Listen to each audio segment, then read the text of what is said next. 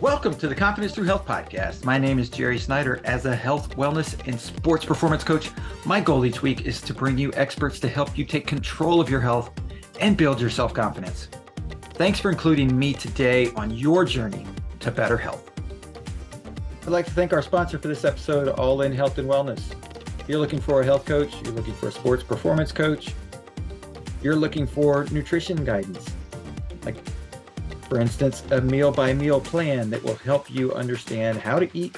It will teach you how to eat, and it will give your body, your cells, the proper nutrition to feel great and be able to perform at your best, not just physically, but also emotionally and mentally. If you're looking for those things, you're looking for the key to improve your sports performance, both from a nutrition standpoint and an exercise physical standpoint and a mental standpoint as you approach your athletic event. All In Health and Wellness is able to help in these areas. Go to allinhealthandwellness.com and you'll find the contact information for how to get in touch with them and get started on the plan that will improve your life. All right, so Jules, I want to thank you for being a guest on the Confidence Through Health podcast. Yeah, thank you so much for having me. I really appreciate it. So when I learned about you, I was excited because, as I told you before, I know that you have gone this route because of the diagnosis with celiac disease. I have a nephew that's got celiac disease and another that's highly sensitive to gluten. And so in myself going through some gluten-free, changes in my life and just like testing the waters to see, like, not that I'm sensitive or anything, but just, hey, how does it make me feel? Like, so when I learned what you're doing and how you're helping change really the food supply for people, like, I wanted to have you on to talk about that and help people understand, like, why gluten-free can be a lifestyle that can be beneficial, not just for celiac people, but like for anybody else as well. Yeah. I think, probably a lot of your clients and people who reach out to you for help are asking questions because they've read about gluten and, right. That gluten can be inflammatory and, maybe they think, oh, do I have celiac or what have you? And these are a lot of things that are floating around. Mm-hmm. Excuse me. I'm still getting over a little bit of cough. These are a lot of things that are floating around on the internet. Lots of people have these questions. And the first thing that I always tell people is if you think that you might have a problem with gluten for whatever reason, the first thing you must do is get tested for celiac, because you don't want to dabble with gluten-free if you truly have celiac disease. You need to know if you have celiac. And a lot of people are walking around with celiac disease who don't have any real symptoms, like typical symptoms that they would think, I must have celiac. And so they're surprised when they get a diagnosis and they're like, well, wait a minute, I had no idea this just came out of the blue, because people's bodies respond so differently to it. Celiac is so difficult to diagnose because it can manifest in so many different ways or not overtly at all for some period of time. Right. So the first thing that you need to do is go to your doctor, get a test, and see if you have celiac disease before you go down this path of like, okay, let's try a gluten-free diet, because there are various gradations of severity of, following a gluten-free diet in terms of strictness. And excuse me, if you have celiac, you're over here. Like there's just no dabbling at all. Yeah. And then if you don't, then, then there's, you can sort of like test the waters. And there are so many people who really truly feel better when they take gluten out of their diet, or at least reduce it, even if they don't have celiac disease. Celiac disease on this continuum, for those of your listeners who don't know, is an autoimmune disease, which is why we say you have to take it so seriously. And it's the only autoimmune disease for which we know sort of the trigger, like what turns that autoimmune disease on. And therefore, we know how to sort of turn it back off again, put it in remission, so to speak.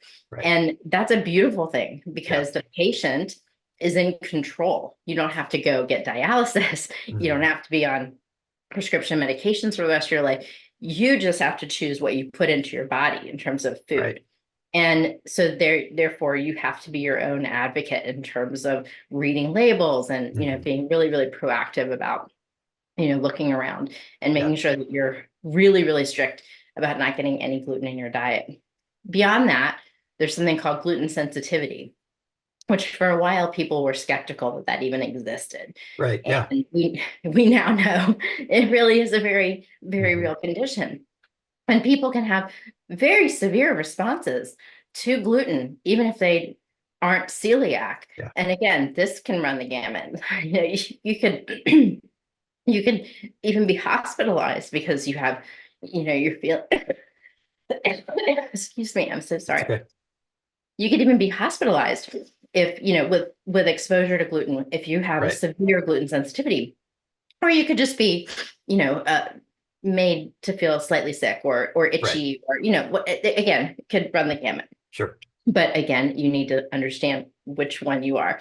And then beyond that, there's all these other conditions in this inflammatory type of realm that we have been talking about, you and I, before. Yeah. Where a lot of people's joints and other inflammation they really react to gluten as an inflammatory trigger for them. There's something called the anti-inflammatory diet, and there's a protocol. And gluten is one of the things that is in there that they recommend. If you have inflammation and it's uncontrolled and you've tried lots of other things, try diet.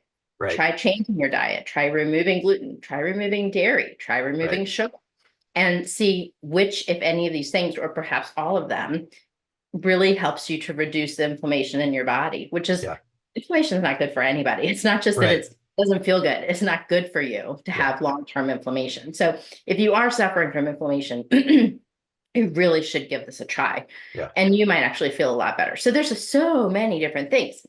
But here's the problem. In today's society, people are like, okay, this sounds great. You're convincing me. And then they go to the grocery store and they buy something off the shelf and they're like, gluten-free food's terrible. And so then they're like, I can't do this. I can't give up bread. I can't give up pizza because all of these gluten-free foods in the grocery store are so bad. Yeah. Excuse me.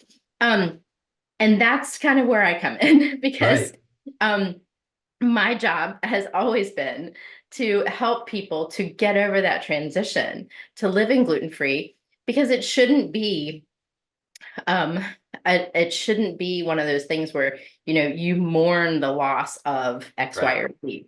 So when I work with my clients, or if I'm helping anybody in their gluten-free journey, the first thing I always say to them is like, write down your favorite foods, the things that you just think are a joy to eat or to share with your family, like grandma's cinnamon rolls, or whatever that thing is, right? Especially with kids, like birthday party, like what are the things that are really important to not give up? And don't give those things up. Don't. Because if you do, then you are going to feel like you're missing out. You are going to feel like life isn't what it should be, and you're suffering, and you're going to feel like a martyr, and you're going to, all these terrible things, which are going to make you unhappy, but also might make you fall off the wagon at some point. And certainly if you have celiac, you can't do that. But other things, you probably don't want to either because of your health. So write those things down. And I dare say, you're not going to find a substitute on the shelf in the grocery store.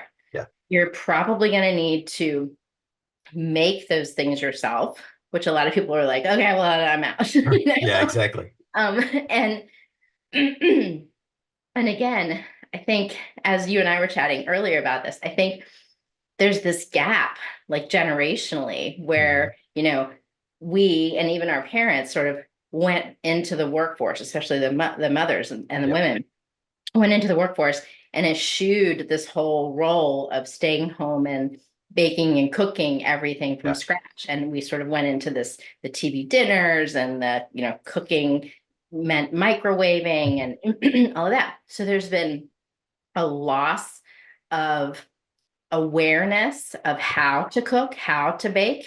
And we've left that to the chefs. We've left that to the manufactured food industry. And we've, given that over to the restaurants. And we need to take that back when we've been diagnosed with something. like a food allergy or celiac disease or any other type of sensitivity, because where you have control is in your own kitchen. Right. Control over cross-contamination or cross-contact with other food allergens, but also control over the ingredients themselves, the quality of the ingredients, and the lack of preservatives, the lack of junk that you're adding in there. It doesn't help if you're taking out the inflammatory food like gluten or dairy or whatever, and then you're just adding a bunch of preservatives and junk. Right. It's not going to work. Yeah. You It know? doesn't match. Yeah. Right. Excuse me.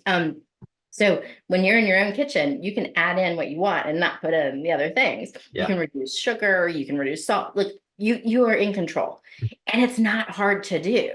It's just that we sort of skip the part of learning how to do it. Right. And so what I do, all of the recipes, like in my cookbooks, and then I have over 500 on my website, free recipes. People can just go there and search cinnamon rolls, or pizza, or empanadas, wontons, whatever you want. Type that in, print the recipe. They're easy.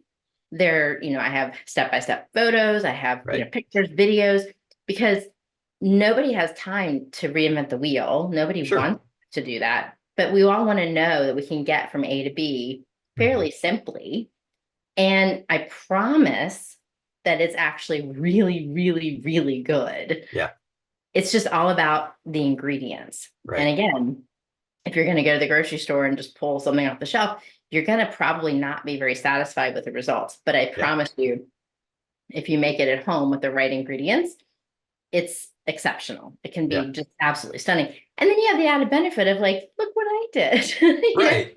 This is amazing. Yeah. And you wouldn't believe how many people I hear from who like, I never thought I could do that. Yeah. Or my daughter and I did this together, or like it became a family thing. We now have family pizza night and everyone looks forward to it and we all get our hands in it. And it's just a different way of thinking and of approaching this new diet or this new lifestyle that doesn't have to be a negative. Right. Well, and it's, one of the things that I've seen multiple medical research, articles and doctors have talked about is like when people spend more time eating in their own kitchen, the health outcomes are better. Like it's one of the simple steps to do as far as like, I say simple, like it's simple. It may not be easy all the time. Right. Yeah. But it's simple.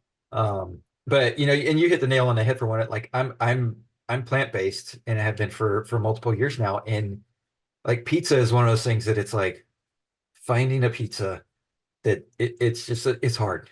Yeah.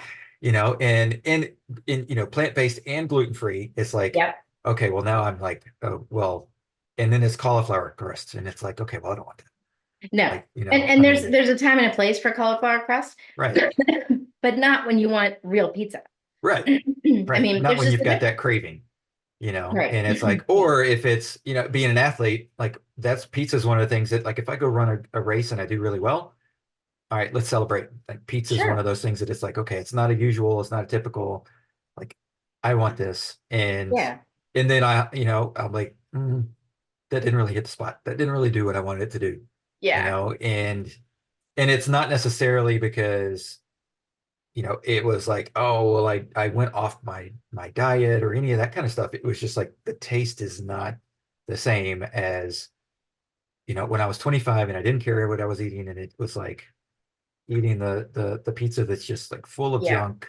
And it's not the same. And knowing that we can get that if we have the right quality ingredients that will work the same, and that's something that I read, like what did it take you 2 years to develop the gluten-free flour? Like it's not something that's simple and easy to do.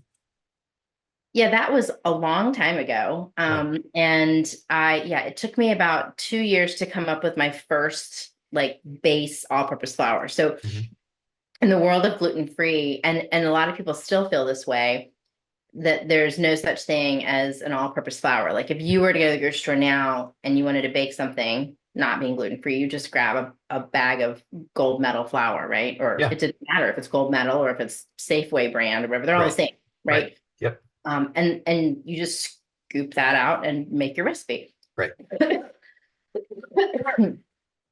Excuse me. So I wanted to get back to that.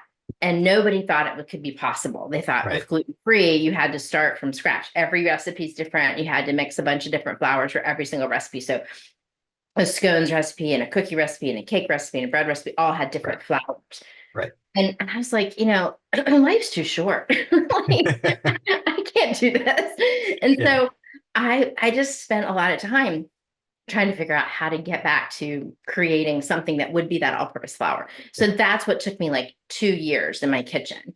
And that base recipe of something that I came up with was what I published in my very first cookbook in 2006. That homemade blend, which is a solid blend, was great for lots of reasons, but also flawed for many reasons. And one of the big reasons is because I told people, this is how you make this recipe.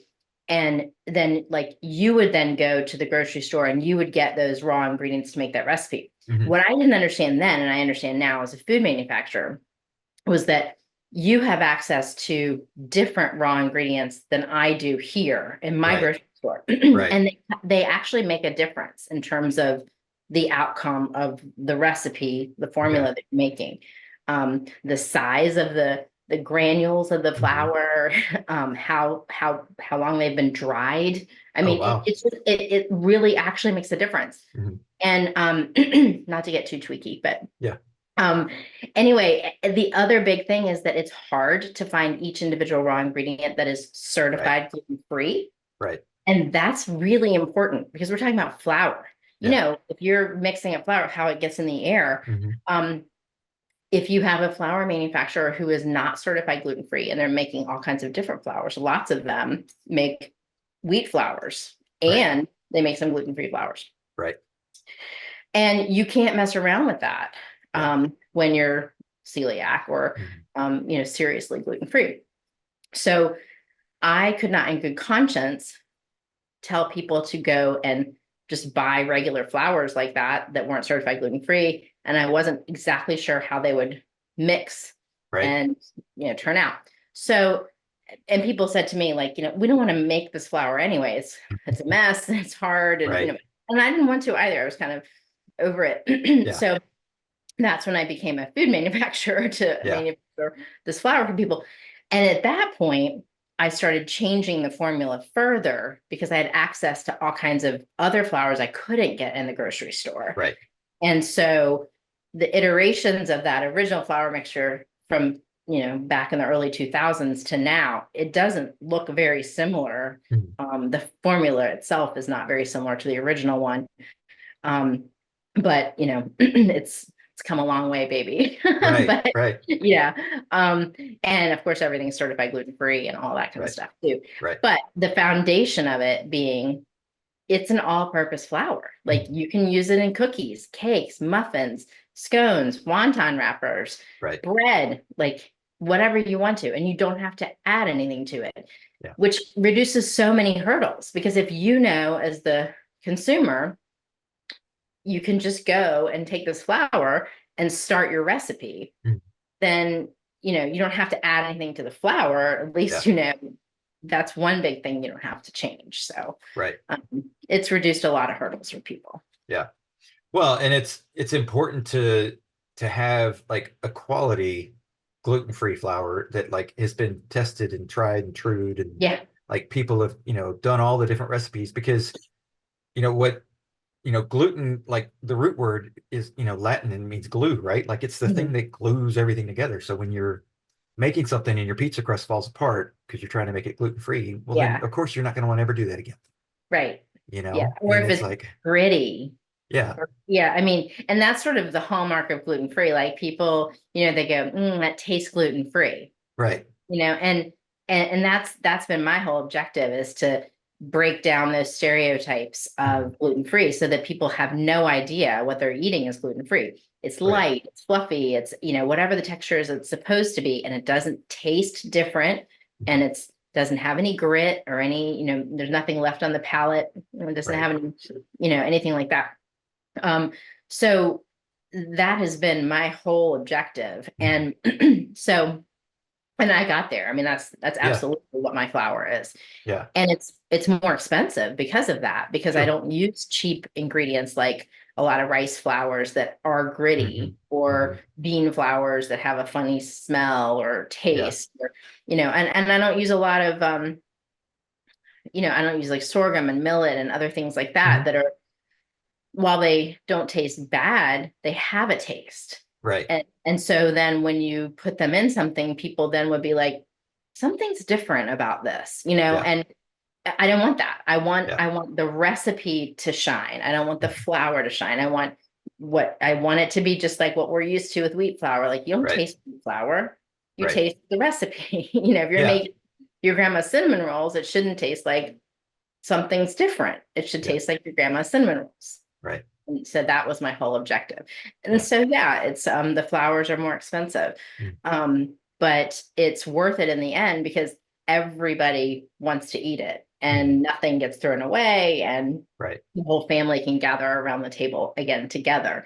So that makes a world of difference, not just like when you're talking about little kids, which is huge. I mean, you don't want to ostracize a child. That's the worst thing ever.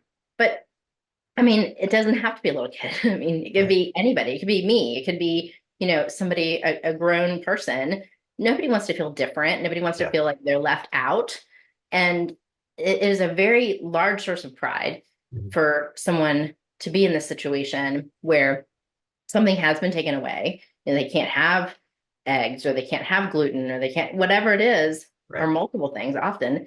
And yet they're able to make something that everybody likes and wants to eat together. Yeah. That's huge. And you can't even describe what that feels like, but you can certainly describe what it feels like when it doesn't happen. Right. And that's a low point that a lot of us have been in. Yeah. Well, and you mentioned kids. Like, my son he has ADHD, and we've noticed that if we put him on gluten-free, he has less symptoms. But he just turned 13. He hates the stigma of being gluten-free. Sure. Like, some of the foods he'll eat, and he's like, but he'll ask us when he goes to school, like, do I have to be on a gluten-free diet? And we're like, you pay attention better, you do things better, like everything is better in your school world when we do that. But there's things that he's just like, oh. And I'm like, if he didn't know that, like, a lot of stuff he eats is gluten-free. We don't, like, in the summertime, we relax it a little bit because we're like, okay, be a kid, whatever. But there is that feeling of wanting to be a part of everybody else, especially when you're a kid. No kid wants to go to a birthday party and be told, like, oh, you can't have the cake because you need to be gluten-free, or whether you have celiac or sensitivity or whatever. Like, no kid wants to feel that. And on the flip side of it, it's hard for parents to be like, oh wait, well, we're inviting this kid, we know we have to have an option for them. Right. And it changes it. So whether it's in your kitchen and you're making 2 meals because one of them has to be gluten-free, or those situations that are social, like, it is important to be able to say, no, let's just find the quality that we know is going to taste the same, that's going to work for everybody. Yeah. And ultimately, honestly, it saves you money, even though the base ingredient is more expensive. It saves you money because you're only making one thing. You're not making 2 meals, and you're not throwing stuff away. Yeah. And because it's going to work. Right. And think about the opportunity cost that's wasted with wasted time and energy, and you can't put a price on the emotional expenditure as well. Exactly. Well, and so one of the things that I saw on your website or your blog, that, like, you talked about, like, not necessarily taking the same recipe and substituting a gluten-free flour, like, because it's going to, like, the quantity that you use is going to react differently. And I've seen that myself, because my daughter, she actually loves to bake, which is great, and we try to promote that. And good for her. And, like, some of the stuff, though, she follows the recipe but uses a gluten-free flour, or we've tried almond flour, we've tried coconut flour. We're like, let's try these things, of course, from the local grocery store, like, trying to find something that's going to make, but it wasn't until I saw that on your website and I was like, oh, that's the problem. That's why it's coming out like a brick. Yeah. Right. Yeah. It's like, oh my gosh, like, because it's just so dense, because there's so much, like, because the flour proportion is off, right? Right. Yeah. And it depends on which ones you're using. So like my flour has been developed to really be 1-for-1 for wheat all-purpose flour. You just mentioned coconut flour, almond flour. Those have nothing in common with wheat flour. Right. So they absorb moisture at a completely different rate. They weigh a different amount. And they also need other things added to them to be that glue that's missing, right? So you cannot take those flours and simply use them in a wheat flour recipe. Right. They need to be used in recipes that are specifically developed for almond flour or for coconut flour. And there are some great recipes out there for those, but they're different recipes. It's a different animal together. Yeah. So you need to know whether you're using the right flour for that particular recipe. And I tell people too, don't use my gfJules flour in a gluten-free recipe that was developed for a different gluten-free flour. Like, so you wouldn't take my recipe or my flour and use it in an almond flour recipe. Right. You wouldn't take my flour and use it in a recipe developed for a different brand of all-purpose gluten-free flour either. My flour is developed for my recipes or for wheat flour recipes. Right.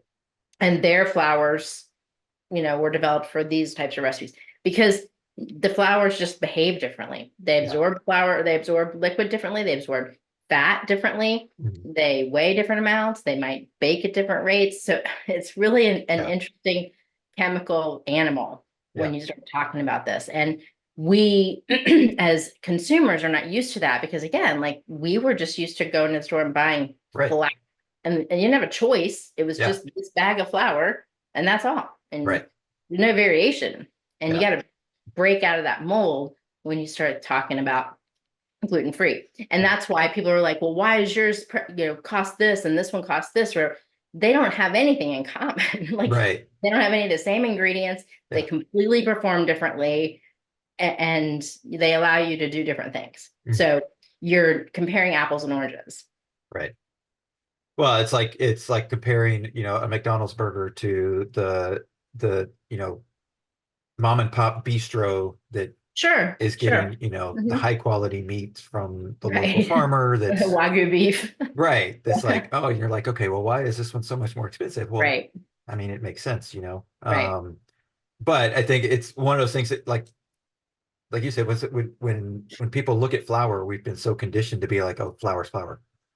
Like, why is there a difference in like, I can tell like the care that you've put into like creating the formula, creating it, making sure that it's doing what you want it to do. Not just from the recipe tastes good, but like how it's reacting in your body and how it's helping you. Right. Like fight all those things that could be an issue. And so I often tell people like that's the price you're paying is for that care and love and what you're putting into it. Right. And that's the difference versus just your big company manufacturer that's just pushing stuff out. Right. Well, and also, I know like in your work as well, you see people who have lots of issues, right? Like it's not just I need to lose weight, I have lots of issues. When I'm dealing with my customers, my readers, whatever, very few of them say, I have celiac disease and that's it.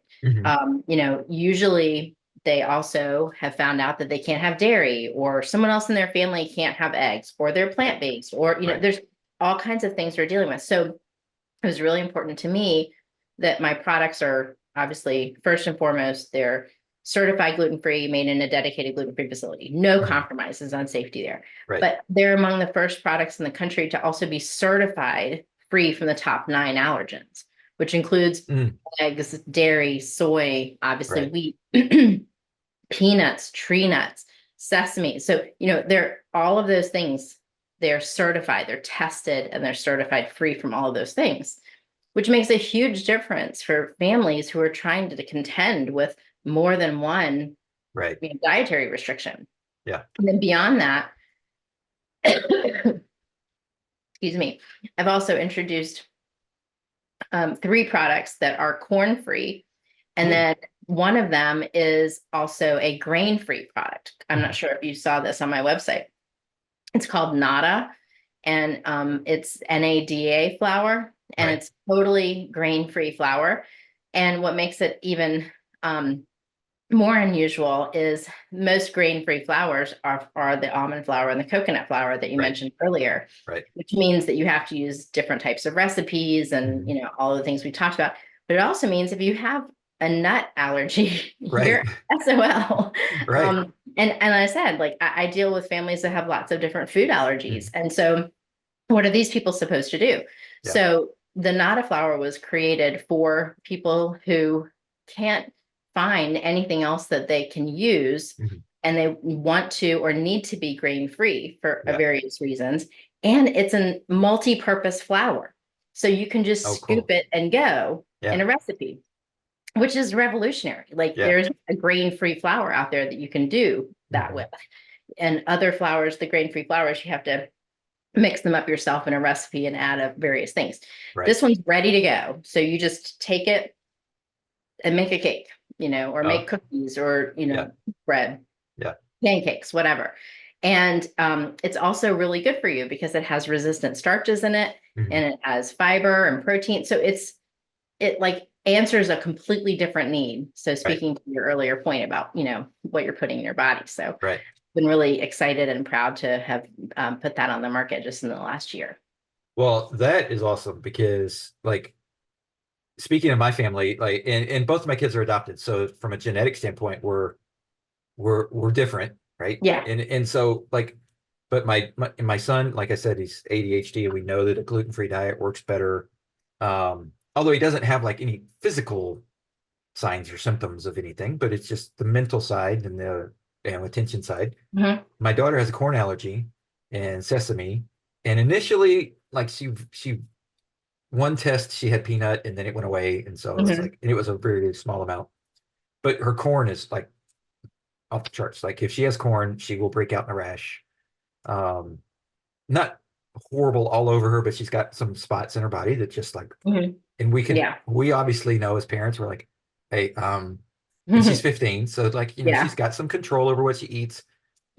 But she's the one that loves to bake, and so there's times where she'll bake something, she's like, I baked this, I can't have it because it's got corn, but everybody else can have it because it's gluten-free. And other times she's like, I baked this and it's, got wheat in it, and so, like, Ty shouldn't have it, but exactly. See, that's what I'm talking about. Like, and it's so like, you need so something hard. where everyone in your family can have it, and that's been my objective with these products. And that's great because that's an obstacle in itself for families. When they have multiple things going on with different people, and then it becomes one of two things. Is one, just don't do it at all. Go eat at a restaurant where everybody can order their own thing because the restaurant's doing it. But then you have to worry about cross-contamination and of course then, the quality of the products that the restaurant's getting. And I mean, the chain of worry can go way far back as far as, very much so. Right? Or like, oh, here's an option that like, oh my gosh, like, mind blowing. I'm like, oh my gosh, this is awesome. Because if people know that, it can bring people back into the kitchen because you can take control back. Exactly. That's amazing. That's awesome. And it can bring such joy. It doesn't have to be, oh, my life is over, it's been ruined, whatever. It can really be a sense of joy.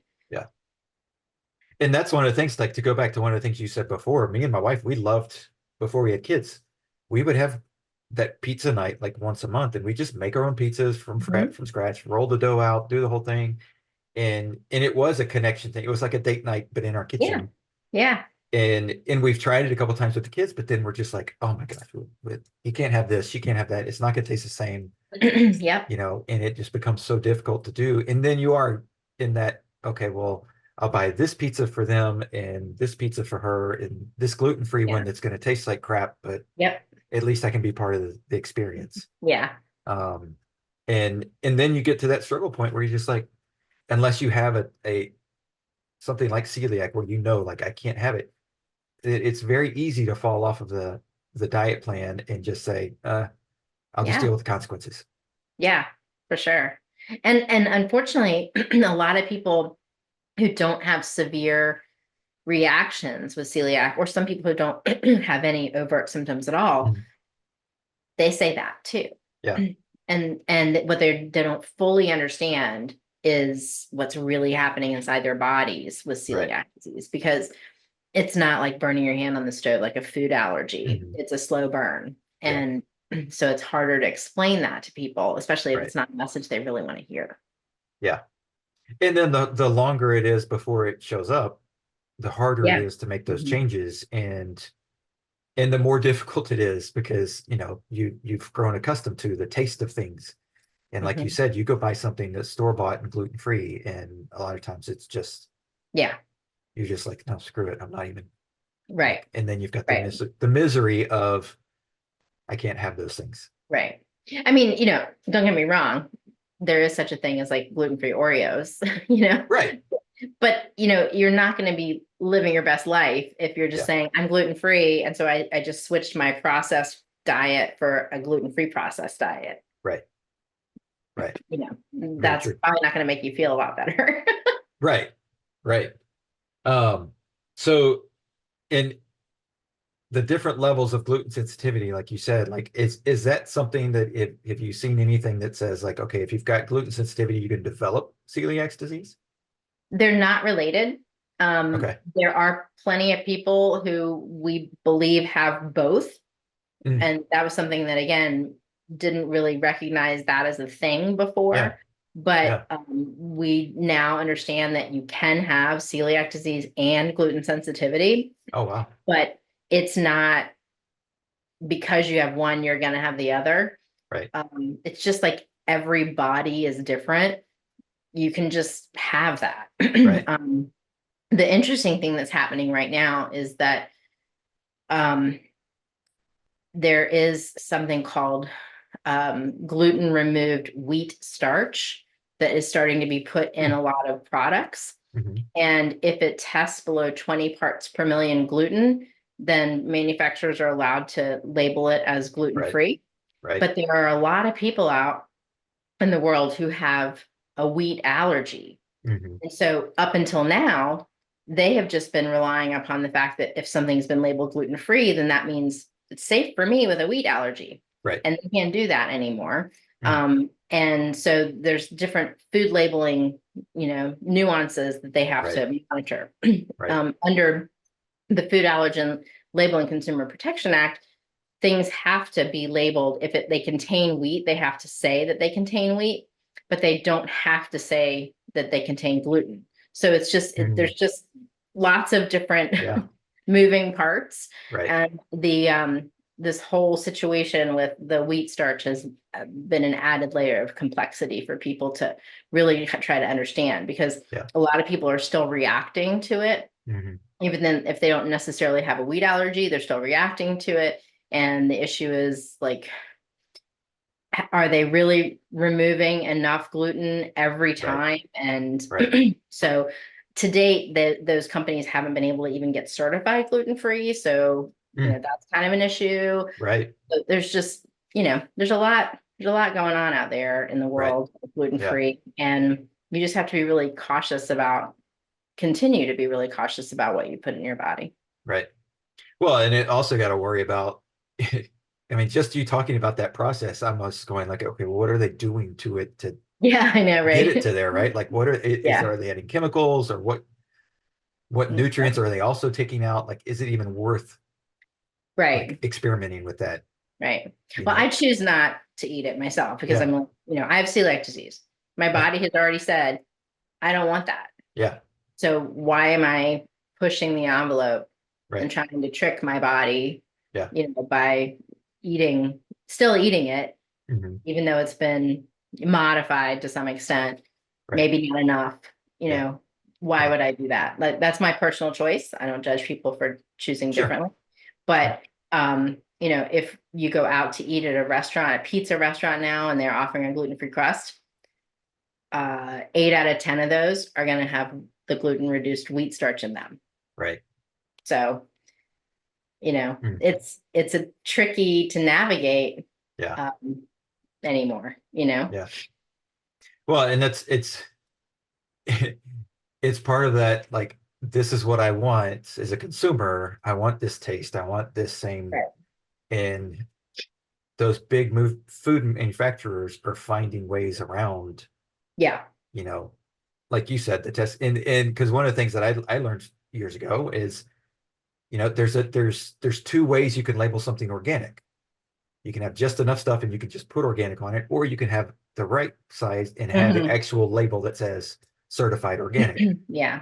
And there's a lot of people that fall for that, like, oh, it says organic. Well, it's not certified, because it has enough organic stuff in it, but then it also has whatever the junk they can put in it to make it stay on the shelf longer. The same thing with gluten-free. If it's not certified gluten-free, then the manufacturer is just merely making a claim, which may or may not be a valid claim. Yeah. Under the FDA regulations, the manufacturers don't even have to test in order to make that claim. Wow. And consumers don't know that. So, there's a big difference to me between a company that makes a risky product like flour that's certified gluten-free versus not certified gluten-free. Right. But a lot of those companies have logos and things like that make it look like they're certified, and they're not certified. Yeah. So, it's like being a detective, when you're living this life and you try to actually divine what is the safest product and what is safe enough for your family. Right. Well, and then it like you said, it drives you back to the kitchen. Yeah. Right. Like, I mean, and just like we Sunday, I ran into a couple and they were like, hey, you helped us with some stuff. Like, what's your favorite restaurant in town? We want to, I was like, no. They're like, and they actually were like, we're going to ask your wife where you, I'm like, well, we don't really eat out. Like, we don't, we eat in the kitchen, we eat at home. Like, if you want to give me a, gift card, get it to the local grocery store. Like, but because it's one of those things that it's like, once you start making those decisions, then, it drives you to your own kitchen, and then it makes you think, okay, well, what can I make, and what options are out there, and so finding something like what you're making and providing for people opens up so many more doors to, like, the traditional foods that you grew up with. Yeah. Grandma's, Thanksgiving dinner. Yes. Can become a thing again. Yes. Absolutely. On the healthy side. Yes. So absolutely. That's amazing. That's awesome. Yeah. So tell us how can people connect? How can people find the recipes? Where do they need to go? What's the best avenue? Sure. So my website is GF as in gluten-free. So gfJules, JULES.com. Okay. And you can find me all over social media, which is pretty much just gfJules, on Facebook and Instagram and Pinterest and all that kind of fun stuff. I think X is the gfJules. Okay. But yeah, you can connect with me. I have all kinds of really active like Facebook groups and broadcast channel on Instagram and other places where it's easier to connect with me directly. Right. But you can always email through the website. There's, like I said, over 500 recipes on the website, but tons of articles too. I mean, I write blog posts all the time about how to tell the difference between something that's certified gluten-free and not certified gluten-free, or how do you find safe purity protocol oats, or what there's wheat straws are out now, like how to find that. And there's all kinds of information out there on my website about all kinds of stuff. I have a podcast, tons of videos, that's all on the website at gfjules.com. Awesome. Yeah. So for the person that's like dipping their fingers into gluten-free for whatever reason, right? Whether it's they figured out they've got a sensitivity, or they're just, experimenting to see if it will help them. What sort of advice do you have for them as they're like, okay, I resonate with what your message is. I'm gonna put my foot in the water and see what it feels like. Well, like I said, the first thing that you need to do is make sure you don't have celiac disease. So you should get tested first, which means you need to go see your doctor. Right. I have a post on my website called New to Gluten-Free, and I always recommend people go there because it's like the 7 first things that I recommend people do. Awesome. And in that post, you can click from there and get a free copy of my ebook, which is my New to Gluten-Free ebook, which normally, is a paid version of that. But from the post, you can get that for free. I have a ton of ebooks and also 3 published cookbooks as well, which you can get on Amazon, or you can get them on my website. But that New to Gluten-Free post on the website, I just search for that using the search bar, and you can get the ebook. And that's where I would always recommend people start. Awesome. Well, Jules, I commend you for what you're doing. And I can't wait to get some of your flour and have my daughter start cooking with it. I can't wait to hear what she thinks. I'm excited. So, and I've already told my sister about, all your products, and so that she can start helping her, my nephews, her kids, find avenues that can, like we said, connect everybody together and make everybody feel like they're still a part of life. Yeah, absolutely. That's what it's all about. Yep. Food pervades all of our social experiences. Right. So it's really important that we feel like we're not missing out and don't feel like we're, mourning loss of something like that in our lives. We don't have to. So. Yep. Well, thank you so much, Jules. Yeah, thank you so much for having me. It's been a pleasure. Thanks for checking out the Confidence Through Health podcast. Please subscribe, post a review, share this episode with those you love who need a little extra help with their health journey. Visit allinhealthandwellness.com to learn more about the coaching programs that I provide. All episodes are produced by the Social Media Cowboys, your source for all online marketing needs. Go to socialmediacowboys.com for more information.